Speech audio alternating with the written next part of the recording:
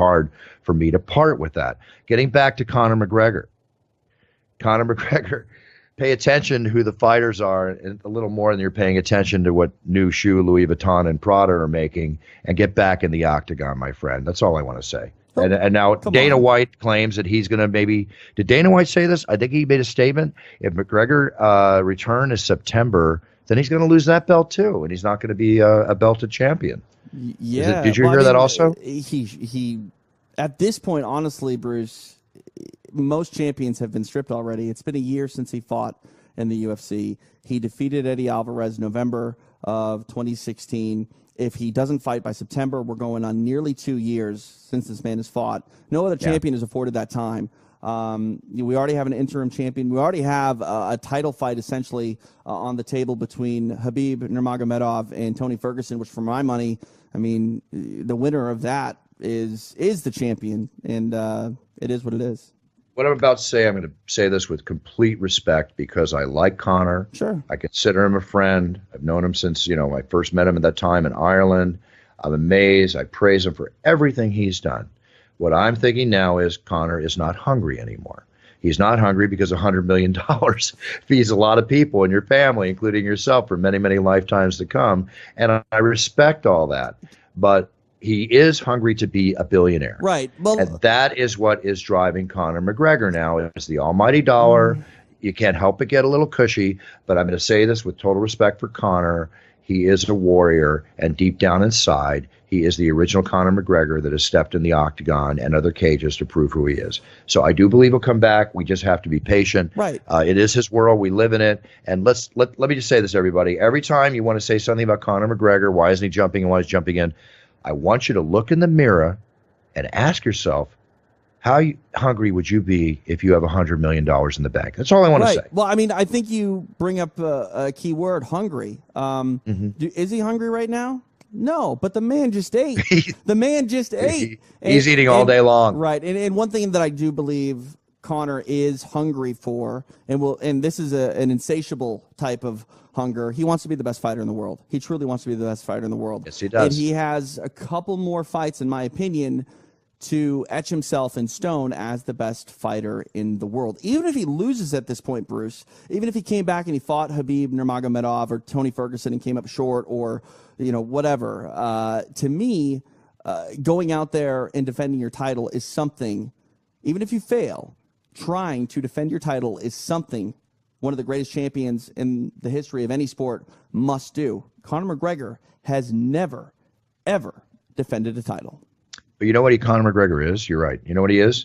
He's the greatest groundbreaking fighter in the world. He's the greatest record-setting fighter for not defending a belt in the world. Yeah. That he is. No doubt. Now, defend the belt, and you've got it all. You've hit the full circle. Right. I'm not talking about beating Floyd Mayweather or Manny Pacquiao in a boxing match.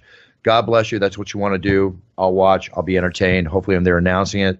This is what I'm afraid, though, defend Bruce. Defend the belt and become, seriously, the true greatest mixed martial artist of the circle of life in the world. I'm afraid he's not going to do it. I'm afraid he's going to come back and fight George St. Pierre, which would be a great... Great! I'm a fan. Oh, come on. How do you not want to see that? How do you not want to see that? Then, seriously. Fine. Come back and defend come back and fight George St. Pierre, but vacate your title. You'll never be a champion that defended it. Matt Hughes always said, you're never a champion until you've defended the belt. So Conor McGregor, in a lot of people's minds, will never, ever be a real champion. That's fine. If that's what he wants to do, if he wants all the money in the world, go for it. But I still believe he wants praise and adoration. And if you don't defend your title, there's a lot of people that are never, ever going to give Conor McGregor maybe even his due respect. With all respect to Conor McGregor again, he loves staying relevant. Yeah. Okay? He loves the press. He loves the attention. He loves staying relevant. I'm not putting him down by saying that. That's okay. You've got to have there's two types of ego. There's conceited ego and there's constructed ego. And a lot of people have a tendency balancing the two, walking that thin line of the ego of life. But let's just say on his constructive side, his conceited side, he loves it, but on his constructive side, he keeps doing it. Okay, he's got everything working for him. You can't be at the level he is without having an ego. I'm sorry, you've got to have an ego.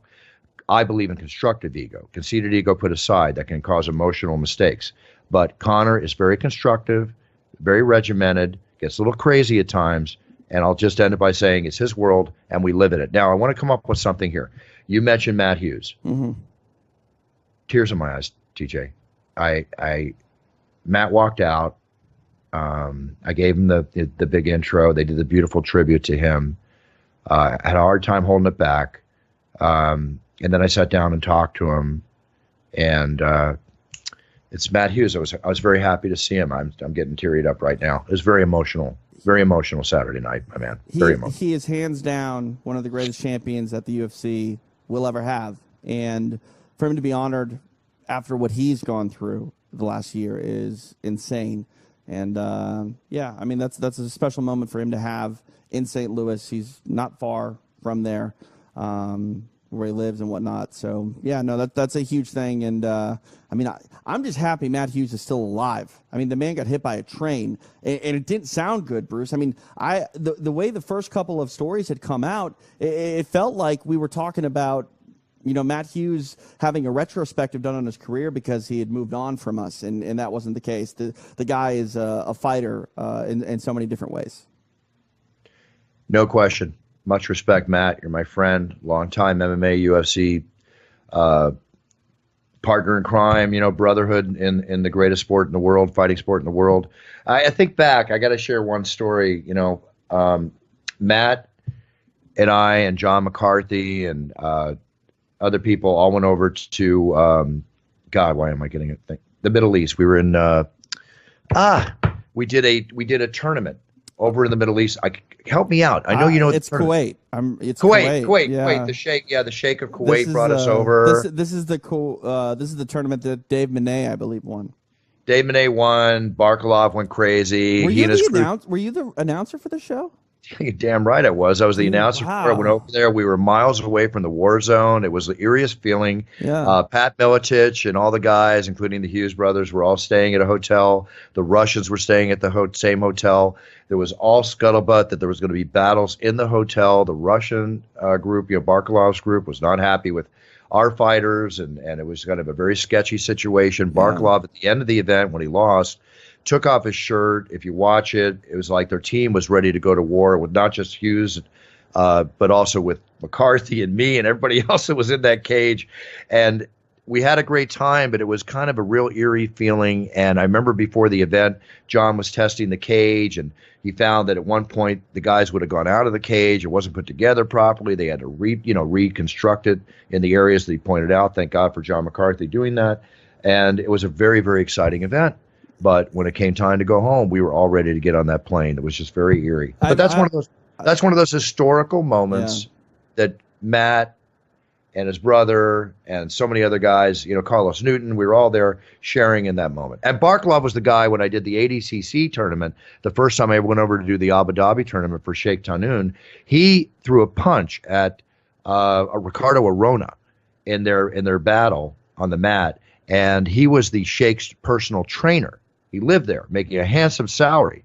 He was on a plane. He was out of there the next morning because of what he did, because it was disrespectful. Right. You know, I have that DVD somewhere in a box in my garage, and that's the narrative that is lost on that DVD. I haven't watched it in probably 15 years.